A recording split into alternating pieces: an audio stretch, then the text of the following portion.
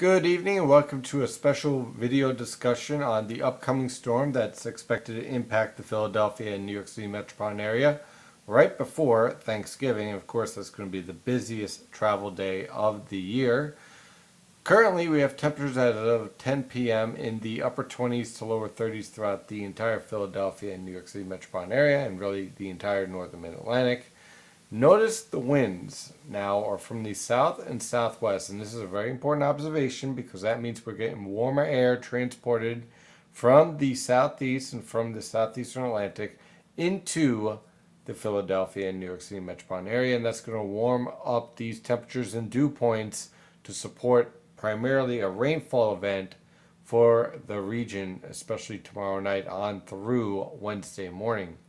On the latest surface map, you can see that high pressure system shifting off of the mid-Atlantic coast. We have our Arctic cold front well back here over the northern plains and western Great Lakes.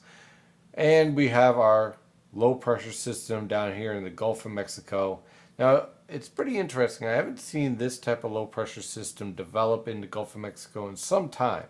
Actually, going all the way back to basically 2009, 2010, that type of winter where we had these low pressure systems develop out of the Gulf of Mexico and shoot right up the east coast. So this is the first of potentially many coastal storms that will be moving up the eastern United States. However, this time, this storm is clearly a rain storm. And we could see that very clearly in the water vapor satellite picture, which I'll show in just a moment. On radar, using the IntelliCast radar, you can see where the rain-snow line is developing. We have some snow and ice developing over western Virginia and West Virginia. We also have a little bit of ice developing over the Appalachians in North Carolina. And of course, we have snow developing throughout the Ohio River Valley and back towards the eastern Great Lakes. The potential for snow showers will be present tomorrow morning throughout the Philadelphia and New York City metropolitan area. However, do not expect any, well, at least not much in the way of accumulation. Could be a dusting or two in some areas. But for the most part, we're going to see this transition over to rain as all of this moisture rides right up the East Coast and basically produces very impressive rainfall amounts throughout the region. Now, on the water vapor satellite picture, you can see our subtropical disturbance right here, basically right over Texas, and it's starting to spawn this area of low pressure in the Gulf of Mexico. We also have our polar disturbance diving down through the northern plains. Now, if the setup was just right, then what you would have is that this subtropical disturbance wait for this polar disturbance to move through to keep the cold air locked in, and then this low pressure system shoots up the coast, producing a impressive winter storm. However, that's not going to happen. What's going to happen is that these two disturbances are going to phase early right around the Tennessee River Valley, and that's going to keep the low pressure track right over the coastal plain, and that of course is going to keep very warm temperatures over the Philadelphia and New York City metropolitan area. So as a result, you end up with a very heavy rain event for much of the region with some snow and ice over the interior, but the main threat here will be the heavy rainfall. Now I'm using the latest 0Z NAM model guidance, which is basically forecasting this storm very much similar to what the European model guidance has been showing for some time now. And as you can see, these two disturbances are separated right now. And as we head into Tuesday morning, you can see that very clearly developing between this upper level disturbance and this upper level disturbance. Now look what happens as we move forward by the time we get to Tuesday evening, which is tomorrow evening. These two disturbances start to interact. Our area low pressure system starts to drive up into the southeast. Rainfall starts to spread throughout the Philadelphia and New York City metropolitan area. And as those two disturbances phase over Tuesday night into Wednesday morning, that low pressure track is forced a little bit further west. If these two had waited a little bit longer, and let's say this disturbance was able to get out here towards North Carolina, then this track would have been further east. But because of the earlier phase, because of a lack of blocking over the northern Atlantic, you end up with a storm track that's basically right over New Jersey that drives plenty of warm air into the Philadelphia and New York City metropolitan area. And by the way, we'll see a nice cutoff in the precipitation on Wednesday evening due to an impressive dry slot as the 700 millibar low really intensifies over the St. Lawrence River Valley. So how much rainfall can we expect from this storm? Well, let's zoom in a little bit and take a look at the NAM at the 4 kilometer level. And the reason why I want to show this is that you can see where the rain snow line really starts to set up here. I'm expecting the bulk of the precipitation to start to move into the region tomorrow afternoon in the form of scattered showers. During that time period, the far interior, let's say central Pennsylvania and northeastern Pennsylvania, will be cold enough to support snow, sleet, and rain. That will mix over very quickly over to rain during the late evening hours as that warm air really surges into the region and our temperatures warm up very nicely into the 50s, 40s, 50s, and we have a few 30s back here. Now watch what happens as that low pressure system lifts north. The cold air starts to push back towards the coastal plain as that low pressure system lifts to the north and starts to consolidate. You see that cold air crash in. And that is when, on Wednesday afternoon, when you're going to have the best potential for some snow accumulation over northeastern Pennsylvania as that precipitation changes back over to snow.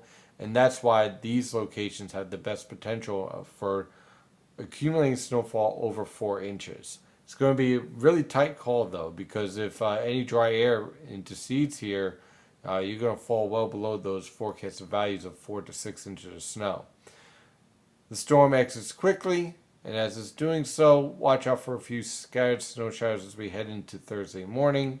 And then, take a look at Thanksgiving Day. I mean, it is cold out. According to the NAM, we have temperatures struggling in the lower 30s along the coast and upper 20s over the interior with a strong northwesterly wind anywhere from 15 to 25 miles per hour. That is pretty impressive. And how much rainfall from this storm? Well, the NAM is projecting anywhere from basically 1.5 inches all the way up to over 4 inches of rain in the Philadelphia and New York City metropolitan area. Now, let me explain this. Our rainfall deficit right now is around 1.5 to 2 inches.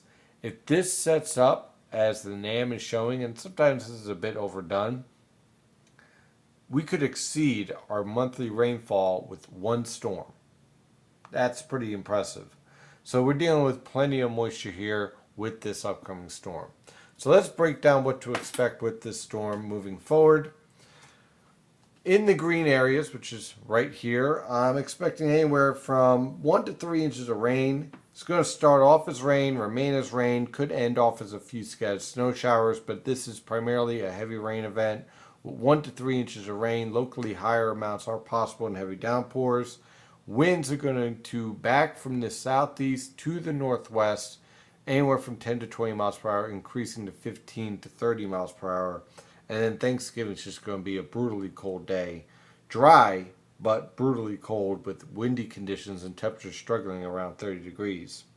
In the pink area, which basically covers Lancaster, Reading, Allentown, and also Sussex County and New Jersey, we're looking anywhere from basically a mix to start off very briefly of snow, sleet, and freezing rain, changing over to rain very quickly.